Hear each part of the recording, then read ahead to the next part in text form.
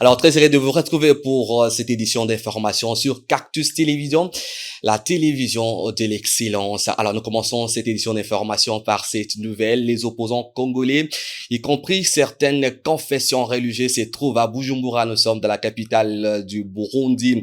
Alors, ils y sont sur invitation du président burundais, Evariste Ndayishimiye, qui est en même temps le président en exercice de l'Union africaine. On ose croire que la situation sécuritaire et politique en République démocratique du Congo sera justement au centre de ces consultations menées par le numéro 1 de l'organisation panafricaine. Alors, qu'est-ce que le Congolais peut retenir de ces consultations? Caleb Toumba a pu réfléchir, suivez le rendu. Lorsque l'avenir de la République démocratique du Congo est en jeu, chaque responsable politique doit mesurer la portée de ses actes. Rencontrer un chef d'État étranger pour évoquer des questions touchant au destin de notre pays est une démarche qui exige la plus grande transparence, un sens élevé des responsabilités et un attachement sans faille à l'intérêt national. Le peuple congolais attend de ses dirigeants, qu'ils soient au pouvoir ou dans l'opposition, qu'ils placent la défense des intérêts de la nation au-dessus de toute ambition personnelle ou partisane. Le grand débat sur l'avenir de la RDC doivent avant tout être portés par les Congolais eux-mêmes, dans le respect de la Constitution, des institutions de la République et de la souveraineté nationale. Dans une démocratie, l'opposition occupe une place essentielle. Elle a le devoir de contrôler l'action du gouvernement, de formuler des critiques constructives et de proposer des alternatives crédibles. Toutefois, cette mission ne peut inspirer la confiance que si elle est exercée dans un esprit de patriotisme, de responsabilité et de fidélité à l'intérêt général. Toute initiative susceptible de laisser penser que des acteurs extérieurs influencent le choix politique nationaux risque d'accroître la méfiance d'une population déjà profondément éprouvée par des années de conflits et d'instabilité. Plus que jamais, la République démocratique du Congo a besoin de femmes et d'hommes d'État capables de dépasser les clivages politiques pour défendre la paix, préserver l'unité nationale et consolider la souveraineté du pays. Le patriotisme ne se limite pas au discours, il se traduit par des actes, des décisions courageuses et une loyauté constante envers les aspirations légitimes du peuple congolais. L'histoire jugera le choix de chacun. Le Congo mérite des dirigeants qui placent l'intérêt supérieur de la nation au-dessus de toute autre considération afin de bâtir un avenir fondé sur la justice, la paix, l'unité et le développement au bénéfice de tous les Congolais. Alors, une autre voix s'élève, cette fois-ci pour appuyer le changement de la Constitution.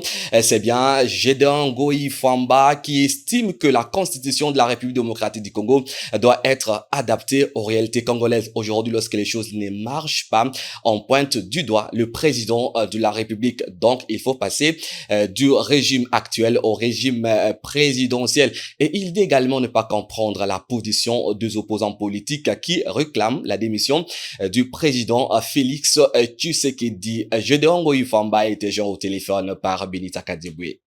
Oui, je suis vraiment à 100% pour le changement de la Constitution parce que cette Constitution a beaucoup de faiblesses. Je vous donne seulement un exemple. Vous savez, dans notre pays, selon la conception de la population congolaise, c'est le président qui est redevable devant la population. Mais la Constitution nous dit que le président est incompétent devant l'Assemblée nationale. Et pourtant, l'Assemblée nationale, c'est la représentation de ce peuple-là. Voilà, il y a peu de contradictions. À chaque fois, quand il y a des actions qui ne réussissent pas sur le président. Et pourtant, la Constitution, celui qui dirige les actions gouvernementales, c'est le Premier ministre. C'est celui qui est même redevable devant quoi, l'Assemblée nationale ou le Congrès, la représentation du peuple. Le président est responsable seulement dans nos têtes, pas dans la Constitution. Ça, c'est la faiblesse que nous voulons qu'on puisse corriger. Et il y a beaucoup de faiblesses. Je ne peux pas vous prendre beaucoup de temps. La démarche prise par les opposants, ils ne savent même pas ce qu'ils demandent. Aujourd'hui, c'est le président démissionné qui pouvait le représenter, qui pouvait le remplacer d'après la Constitution. C'est le président du Sénat. Mais le président du Sénat vient de que les familles politiques, c'est de l'union sacrée. Si le président quittait et le président du Sénat venait là-bas, il remplace directement le président de l'union sacrée. C'est toujours le changement de la Constitution qui va continuer. C'est ça le problème, parce que, je ne sais pas, ils sont incohérents dans leur démarche. Les consultations qui ont commencé aujourd'hui, bon, nous donnons la chance qu'on puisse terminer cette guerre avec sans perte de vies humaines, parce que c'est ce que nous voulons, c'est ce que le président de la République cherche toujours, il se bat pour qu'on puisse avoir ça. Et si ces consultations peuvent nous donner ce résultat-là, nous allons toujours encourager. Et au moment de la fin, je vous dis, je donne la chance au référendum. C'est le peuple qui doit décider si on peut ou changer la constitution. Ce n'est pas les opposants, ce n'est pas l'église catholique, ce n'est pas la Senko, ce n'est pas Kagame ou pas Kabila qui peut nous imposer, nous, de maintenir une constitution. C'est le peuple qui est souverain. Alors, on parle justice à présent, déjà condamné pour détournement des fonds publics. Alors, Constant Moutamba, l'ancien garde des Sceaux, sera de nouveau devant la justice congolaise. Ce sera bien le 13 juillet 2026. Lui-même l'a annoncé dans une correspondance qu'il a adressée au peuple congolais. Il veut justement que ce procès qui sera bien devant la Cour de cassation soit retransmis en direct sur la RTNC, également sur d'autres chaînes, pour que la vérité éclate enfin au grand jour. Suivez ce commentaire.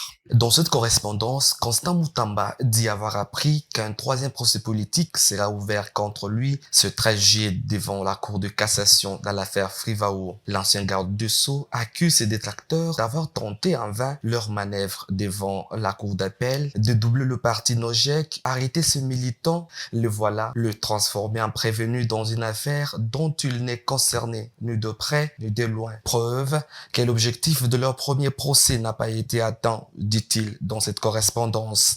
Constant Moutamba annonce quitter son lit de l'hôpital où il est cloué depuis 9 mois, médicaments à la main, afin de défendre la vérité, la vraie justice et son innocence. Il va donc comparaître personnellement le 13 juillet 2026. Il souhaite par ailleurs que ce procès soit diffusé en direct sur la RTNC et d'autres chaînes afin que les victimes de guerre de Kisangani, dont il fait partie, ainsi que le peuple sache désormais la vérité sur la gestion de ces fonds Frivao avant, pendant et après son passage à la tête de la justice, qui devient, selon lui, désormais un instrument de règlement des comptes politiques au service d'un groupe. Constant Moutamba termine sa lettre par « La patrie ou la mort, nous vaincrons ». Alors, nous restons en justice et on parle toujours des Constant Moutamba qui purge sa peine dans le dossier de détournement des fonds publics destinés à la construction de la prison centrale de Kisangani. Alors, les cadres de son parti politique appellent à une mesure exceptionnelle pour sa libération. François Lusanga Nguefu, qui est au cadre de ce parti politique, appelle le président Tshisekedi à prendre une grâce présidentielle pour Constant Moutamba. Suivez son reportage. Condamné par la Cour de cassation pour détournement des fonds publics destinés à la construction d'une prison à Kisangani, le ministre honoraire de la Justice, Constant Moutamba, continue à purger sa peine, mais son parti politique, la Nojek, continue à clamer son innocence. François Lusanga Nguefu est au cadre des Nojek. Moutamba, il n'y a aucun rond qu'on a trouvé chez lui, ni dans son compte, qui revenait, n'est-ce pas, ou qui appartenait, n'est-ce pas, à l'État congolais. Il y a eu ce qui est arrivé, mais l'argent pour lequel il est détenu ou il est emprisonné, le gouvernement congolais a déjà récupéré tout cet argent-là. C'est un problème procédural qui ne pouvait pas arriver à ce niveau ici. Mais on a senti qu'il avait beaucoup d'ennemis parce que tout ce qu'il avait apporté comme réforme, ceux qui étaient contre lui ont trouvé l'occasion de pouvoir les salir. Mais ce qui est vrai, c'est un homme juste, un homme qui a prouvé en quoi il était capable pour... François Lusanga sollicite en même temps une grâce présidentielle pour son leader. Que le président de la République se rappelle des risques que Moutamba a couru. Que le président de la République, Félix Tshisekedi, se rappelle de tout ce que Moutamba a pu faire pour le peuple congolais, pour le régime et pour lui. Voilà, merci. Alors, à cause d'une petite erreur, je ne vois pas pourquoi Moutamba demeurait en prison. Voilà, merci, monsieur François. Oui, chutez, s'il vous plaît. Je demande au président de la République d'accorder la grâce présidentielle à Moutamba pour que Moutamba donc soit en liberté parce que il a lutté, il a couru les risques au nom du peuple congolais, au nom du régime et au nom du président de la République. Rappelons que Constant Moutamba a été condamné à 3 ans de travaux forcés et à 5 ans d'interdiction d'accéder à toute fonction publique par la Cour de cassation. Alors, le travail abattu par Félix Tshisekedi depuis qu'il est à la tête de la République démocratique du Congo est apprécié par plus d'hommes. Alors, Jean Zajeki, analyste politique indépendant, dit apprécier le travail abattu par Félix Tshisekedi et il appelle le Congolais à le soutenir. Il dit que le président Tshisekedi, il lui reste une seule mission au sommet de l'État, c'est bien terminer la guerre et lancer pour une fois pour toutes les développements de la République démocratique du Congo. Jean Zajeki a été joint au téléphone par votre rédaction. Dire que le président de la République, Félix-Antoine Tshisekedi Tshilombo, a accompli sa mission à la tête du pays ou pas, mais à notre avis, c'est ce que nous avions dit toutefois que le président Tshisekedi est le 9e dirigeant de la République démocratique du Congo depuis le roi Léopold II, et puis Albert Ier, Léopold III Baudouin, et puis Joseph Kasavubu, Laurent Désiré, plutôt Mobutu, j'allais dire, et puis Laurent Désiré Kabila, Joseph Kabila, mais aujourd'hui, le président Tshisekedi qui est le 9e président. Et donc, je l'avais bel et bien dit que les chiffres 9, en réalité, signifient ou symbolisent l'achèvement, et donc la sagesse aussi, l'humanisme, donc dernier, en fait, chiffre des systèmes de Sumal, qui représente bel et bien la fin d'un cycle et le passage vers une nouvelle conscience. Donc, qui englobe en réalité de valeurs, de dévouement et d'amour universel. Vous vous rendez compte que avec cette signification du chiffre 9, président Tshisekedi du 9e dirigeant de la République démocratique du Congo, et donc, ce qui veut dire que sa mission n'a pas été à 2 fois bel et bien comprise par plusieurs, mais à notre niveau, nous avons compris que il avait d'abord la mission, d'abord, de racheter le pouvoir aux mains d'un étranger, c'est-à-dire récupérer le pouvoir aux mains de l'étranger. Et deuxième mission aussi, le président Tshisekedi, n'est-ce pas, devait ou être là ou être venu pour déboulonner d'abord les systèmes tels que les intouchables ne pouvaient jamais comparaître plutôt devant la justice ou ne pouvaient jamais être traqués.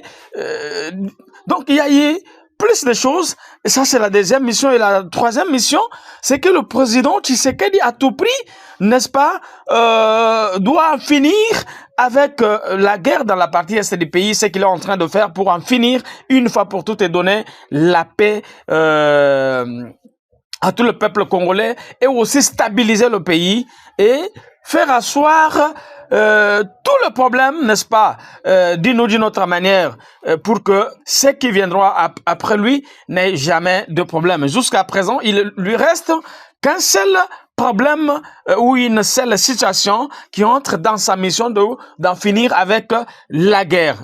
Alors, nous parlons des entreprises publiques du portefeuille justement de l'État. C'est le cas de AAC, RDC. Là également, il y a des réformes courageuses qui ont été menées par la direction générale également, la direction de ressources humaines. Monsieur Jean Zadi revient sur toutes ces réformes menées par les responsables de AAC RDC. Il a été également, une fois de plus, joint au téléphone par votre rédaction. Durement sur l'autorité de l'aviation civile, c'est que d'après notre consultation ou recherche dans le glossaire, donc documenté, sur le service et les normes de l'autorité de l'aviation civile AAC, République démocratique du Congo, nous avons trouvé que le travail remarquable, le travail de titan du DG, n'est-ce pas, Jean Tchoumampunga, et accompagné de madame la directrice, n'est-ce pas, des ressources humaines, Natacha Emanuela Bolombo. Donc, ce travail de titan a attiré notre attention. C'est là que les gens ou les Congolais doivent comprendre que ces deux personnalités, n'est-ce pas, ont apporté de nouvelles, ont apporté bel et bien de réalités sincères et concrètes, notamment sur les réformes. Nous avons, par exemple, la réforme sur l'organisation de l'aviation civile internationale, ce qu'on appelle OACI en cycle, par le biais de l'agence spécialisée de l'ONU. Vous vous rendez compte? Qui établit bel et bien les normes mondiales de sécurité et de sûreté, en fait, sur la navigation aérienne et aussi environnementale. Les deuxième norme, il y a eu deuxième point, j'allais dire, il y a eu de réformes sur la protection de l'environnement et il y a eu aussi la normalisation de l'OACI, donc définissant bel et bien les limites de bruit, n'est-ce pas, et aussi des émissions de moteurs, particules de CO2. Il y a eu, troisièmement, il y a aussi les normes sur LTAG, c'est-à-dire donc sur l'objectif mondial adapté par l'OACI qui vise la neutralité carbone du secteur aérien international, donc d'ici 2050, mais enfin, j'allais dire, le réforme sur le climat et la réduction des émissions, n'est-ce pas, à effet de serre, COARCIA, donc d'un mécanisme mondial de compensation du CO2, mais également aussi des vols internationaux. Donc, les Congolais doivent comprendre que c'est des personnalités, notamment le DG, n'est-ce pas, Jean Tchoumbe de AAC, a apporté, ou soit ensemble, ont apporté avec toute son équipe de réformes encourageuses et sérieuses au sein de l'AAC. Alors, les forces armées de la République démocratique du Congo dénoncent des actes qu'ils considèrent anti-civiques posés par les rebelles du M23 dans le sud Kivu. Ils bombardent 2 sites densément peuplés. Mais les forces armées de la République démocratique du Congo réitèrent justement leur vœu de défendre la nation et l'intégrité territoriale. Ils l'ont fait savoir dans un communiqué qu'ils ont rendu public. Et ce communiqué a été consulté pour nous par Caleb Tumba et nous propose le rendu. Les forces armées de la République démocratique du Congo ont, à travers leur communiqué de presse numéro 21, publié le 5 juillet 2026, lancé une nouvelle alerte sur la dégradation de la situation sécuritaire dans les provinces du Nord Kivu et du Sud Kivu. Selon les FRDC, la coalition RDF-AFCM-23 a mené le 4 et 5 juillet des bombardements à l'aide des drones armés contre plusieurs localités. L'armée congolaise affirme que ces attaques ont causé des pertes en vies humaines ainsi que d'importants dégâts matériels, affectant principalement les populations civiles. Le communiqué insiste notamment sur la situation à Baraka, dans la province du Sud Kivu, où une frappe aurait fait plusieurs morts et blessés. Selon un bilan encore provisoire, les FRDC dénoncent également des arrestations arbitraires des jeunes civils dans les zones contrôlées par cette coalition qu'elle qualifie de violation du droit international humanitaire. Par cette communication, l'armée congolaise attend à attirer l'attention de l'opinion nationale et de la communauté internationale sur les conséquences humanitaires du conflit. Elle réaffirme sa détermination à défendre la souveraineté de la République démocratique du Congo, son intégrité territoriale et la protection des populations civiles. Les forces armées saluent enfin le courage et la résilience des habitants du Nord Kivu et du Sud Kivu, qu'elles invitent à demeurer unis, vigilants et solidaires face à la persistance des violences. Ce communiqué intervient dans un contexte de tensions toujours vives dans l'est de la République démocratique du Congo, où les affrontements entre les forces gouvernementales et les groupes armés continuent de peser lourdement sur les populations civiles, malgré les efforts diplomatiques et les appels répétés à un retour durablement de la paix. Dans la province de Lualaba, un joli coup de fil a été orchestré par la police nationale congolaise. Une quarantaine de bandits à main armée a été présentée au ministre provincial de l'Intérieur de sécurité par la police nationale congolaise. La cérémonie a eu bien lieu le week-end dans la province d'Ififi Masuka. Suivez son reportage. C'est un lot de 44 personnes présumées hors la loi qui a été présenté ce vendredi 3 juillet au ministre Lualaba de l'Intérieur, Sécurité, Décentralisation et Affaires coutumières, Oikoma Muyundi Philippe, par les services de sécurité en province. Témoin de l'événement, le général Roger ici, au commissaire divisionnaire de la police au Lualaba. Parmi ces suspects, 6 jeunes gens ont été arrêtés pour meurtre d'un citoyen au quartier Salama, non loin des Connex Africa. À en croire le major Kalaou de la police criminelle bureau du Manica, ces écumeurs ont été maîtrisés après une longue période de filature. Pour eux, les patrons de la sécurité en province, Roïkema Mayundi Philippe, a ordonné leur transfert immédiat à l'auditorat militaire pour avoir touché aux effets des forces loyalistes. Peu après, 33 personnes en marge de la loi, dont des coupeurs de route, des voleurs simples et des spécialistes en clé bois, communément appelés dans les milieux Kakono, ont été à leur tour présentés devant la presse locale. Isant de sa maîtrise en la matière, Roïkema Mayundi Philippe qui a dit toute sa gratitude au gouverneur de province, son excellence Fifi Masuka Saini Marie-Thérèse, pour tout appui qu'elle accorde aux opérations de la sécurisation de la population, a ordonné à ses collaborateurs de transférer ces inciviques au tribunal de paix où ils seront jugés pour les faits qui les sont reprochés. Les derniers groupes de 14 personnes présentés ce jour venaient de Funkurume, commune urbano-rurale située à 1h30 de route du centre-ville de Colusi. Parmi eux, des femmes. Après avoir suivi avec attention les explications sur leur arrestation, Roïkema Mayundi Philippe a demandé les études minutieuses des cas de 2 femmes et un garçon afin de procéder à leur libération. Quant aux 11 restants, le ministre provincial de l'Intérieur et Sécurité a demandé que ces derniers soient amenés au parquet pour qu'ils justifient les pourquoi des troubles qu'ils ont provoqués à Funkurume. Tout en remerciant les éléments de maintien d'ordre public pour les travaux abattus, les patrons de la sécurité en province ont demandé aux équipes en alerte sur le terrain de poursuivre les travaux sans se décourager afin de mettre hors état de nuire tous ceux qui troublent la quiétude des populations qui vivent dans la province, chère à Fifi Masuka Saini Marie-Thérèse. Alors, il faut adapter l'enseignement congolais aux réalités actuelles parce qu'aujourd'hui, le système éducatif congolais ne répond pas aux besoins de la société. C'est un enseignant qui l'a dit. Lui, c'est justement Sylvain Kaloubi qui pense que l'État congolais doit réformer en profondeur le système éducatif congolais. Suivez Sylvain Kaloubi. Il était de passage dans l'émission spéciale Indépendance ou spéciale 30 juin.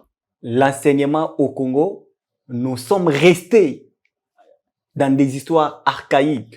Vous voyez que notre enseignement n'est pas adapté. J'ai aimé l'intervention de mon frère qui venait d'être là, malgré qui a voulu un peu défendre les pouvoirs. C'est pas aussi quelque chose de facile, mais j'ai aimé les quelques points qu'il a soulevés. Ouais. C'est que l'enseignement au Congo connaît beaucoup de défis. Connaît beaucoup de défis. Premièrement, moi, je pourrais soulever le fait que l'enseignement n'est pas adapté aux réalités. Nous sommes là en train de faire la mémorisation des choses. Pourquoi? 66 ans après, les Congolais pensent que être intelligent, c'est parler un bon français. Vous voyez, là où nous sommes encore, vous voyez que nous n'avons pas encore adapté notre enseignement à des réalités. Oui, on dit que non, tu n'es pas, tu es moins étant le niveau. Là où nous sommes encore. Voilà. Vous partez encore un élève qui va à l'école pour étudier le parti d'un lapin. Vous voyez d'abord là où nous sommes. Donc c'est vraiment très profond s'il faut adapter. Moi j'aime la pédagogie, ceux qui nous suivent, on étudie la pédagogie. On vous dira que la pédagogie est une philosophie. Pourquoi on dit que la pédagogie est une philosophie? Parce que la pédagogie doit donner à la société. Donc, l'éducation doit donner à la société les types d'hommes que la société veut. Ouais. Maintenant, quel est le type d'homme que la société congolaise veut? Nous parlons santé à présent et nous sommes dans la province du Nord Kivu pour préciser que 135 cas d'Ebola ont été confirmés dans cette province et déjà 11 zones de santé sont affectées, annonce le bulletin épidémiologique publié ce jour par le ministère de la Santé. Caleb Ntumbayu revient. Selon les dernières données communiquées par les autorités sanitaires, la province du Nord Kivu reste la plus affectée par l'épidémie du virus Ebola. La zone de santé de Katwa est la plus touchée avec 54 cas confirmés, suivi de Butembo 34 cas et de Beni 31 cas. Les zones de santé de Kiondo et de Musienene comptent chacune 4 cas confirmés, tandis que Oisha en enregistre 3. Les zones de santé de Kalunguta et de Masereka ont chacune notifié 2 cas, alors que Goma, Vuovi et Mabailako enregistrent chacune un cas confirmé. Toujours selon ces bulletins sanitaires, sur un total de 135 45 cas confirmés. La province a enregistré 78 décès et 18 guérisons. Par ailleurs, 36 patients sont actuellement pris en charge dans différents centres de traitement Ebola où ils continuent de bénéficier d'un suivi médical. Les autorités sanitaires appellent la population à respecter les mesures de prévention et à signaler rapidement tout cas suspect afin de limiter la propagation de la maladie. Alors, ce sujet, le monde célèbre la journée internationale du baiser. Au-delà d'être un simple geste, le baiser symbolise l'amour, l'amitié, également la tendresse, sans oublier la réconciliation. Qu'en est-il des origines de cette journée? Benita Kadebe répond à cette question. La Journée internationale du baiser trouve ses origines au Royaume-Uni, où elle aurait commencé à être célébrée au début des années 2000. Elle est parfois attribuée à des initiatives visant à rappeler la valeur de gestes simples d'affection dans les relations humaines. Contrairement à certaines fêtes anciennes issues des traditions religieuses ou culturelles, cette journée est une création moderne, popularisée progressivement grâce aux médias et aux réseaux sociaux. Elle s'est ensuite diffusée dans plusieurs pays à travers le monde. Son objectif initial n'était pas seulement de célébrer le baiser romantique, mais aussi de remettre en lumière l'importance du contact humain, de l'expression des émotions et de liens sociaux dans la vie quotidienne. Aujourd'hui, cette journée est largement connue comme une célébration symbolique de l'amour, de l'affection et de la proximité entre les individus, même si elle n'a pas de statut officiel international. Alors, nous terminons ce journal par la découverte de la forêt équatoriale autour de l'équateur. Nous sommes à Mbandaka. Alors, qu'est-ce qu'on peut retenir de ce poumon vert qui est à la portée des historiens et des autres chercheurs? Suivez les éléments de réponse dans cet élément. Située autour de Mbandaka, la forêt équatoriale constitue l'un des plus grands trésors naturels de la République démocratique du Congo. Elle fait partie du vaste bassin du Congo, considéré comme le deuxième poumon écologique de la planète après l'Amazonie. Dense, humide et riche en biodiversité, cette forêt abrite de variétés impressionnantes d'espaces animaux et végétaux. On y trouve notamment des primates, des oiseaux rares, ainsi qu'une flore tropicale encore largement inexplorée. Au-delà de sa richesse écologique, la forêt équatoriale de Mbandaka représente un véritable potentiel pour l'écotourisme. Elle offre aux visiteurs une expérience unique, immense en pleine nature, découverte des écosystèmes tropicaux et contact direct avec les communautés locales. Cependant, ces patrimoines naturels restent fragiles et nécessitent une protection renforcée face aux menaces telles que la déforestation et l'exploitation illégale de ressources. Notez que la forêt équatoriale de Mbandaka n'est pas seulement un espace naturel, mais un héritage précieux à préserver pour la génération future. Messieurs et dames, c'est par là que nous mettons un point final à cette édition d'information sur Cactus Télévision, la télé de l'excellence.